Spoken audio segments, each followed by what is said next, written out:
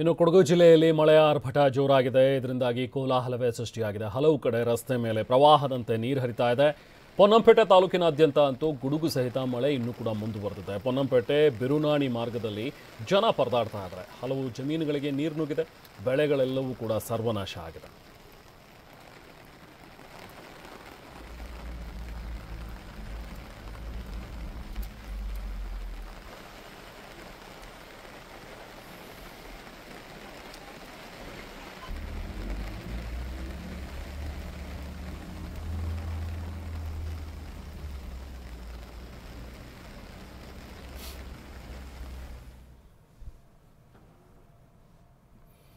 ಇನ್ನು ಕಾವೇರಿ ನದಿ ಪಾತ್ರದಲ್ಲೂ ಕೂಡ ಪ್ರವಾಹದ ಭೀತಿ ಎದುರಾಗಿದೆ. ಶ್ರೀರಂಗಪಟ್ಟಣ ತಾಲೂಕಿನ ನದಿ ಪಾತ್ರದಲ್ಲಿ ಕೆಲವೊಂದಷ್ಟು ನಿರ್ಬಂಧಗಳನ್ನು ಈಗ ವಿಧಿಸಲಾಗಿದೆ. ಯಾರು ಕೂಡ ಹೋಗಬೇಡಿ ಅಂಥೇಳಿ ಸಾರ್ವಜನಿಕರಿಗೆ ನಿರ್ಬಂಧವನ್ನು ವಿಧಿಸಿದ್ದಾರೆ. ತಹಶೀಲ್ದಾರ್ ಆದೇಶ ಕೊಟ್ಟಿದ್ದಾರೆ, ಯಾರು ಹೋಗಬೇಡಿ ಅಂಥೇಳಿ.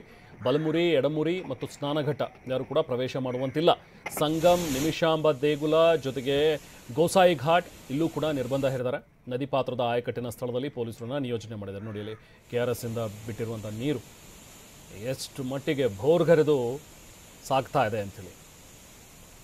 ಸೊ ಹಾಗಾಗಿ ಅಲ್ಲಿನ ನದಿ ಪಾತ್ರದ ಜನ ಎಚ್ಚರಿಕೆಯಿಂದ ಇರಿ ಅನ್ನುವಂಥದ್ರ ಬಗ್ಗೆ ಮುನ್ಸೂಚನೆಯನ್ನು ಕೊಟ್ಟಿದ್ದಾರೆ. ಸೊ ಹಾಗಾಗಿ ಗೋಸಾಯಿ ಘಾಟ್ ಆಗಲಿ, ನಿಮಿಷಾಂಬ ಟೆಂಪಲ್ ಜೊತೆಗೆ ಸಂಗಮ್ ಅಲ್ಲಿಗೆ ಯಾರಿಗೂ ಕೂಡ ಹೋಗಬೇಡಿ. ಹಾಗೆ ಎಡಮುರಿ, ಬಲಮುರಿ, ಸ್ನಾನಘಟ್ಟ ಯಾರು ಕೂಡ ಅಲ್ಲಿಗೆ ಹೋಗಬೇಡಿ ಸದ್ಯಕ್ಕೆ ಅನ್ನುವಂಥದ್ರ ಬಗ್ಗೆ ತಹಶೀಲ್ದಾರ್ ಸೂಚನೆಯನ್ನು ಕೊಟ್ಟಿದ್ದಾರೆ.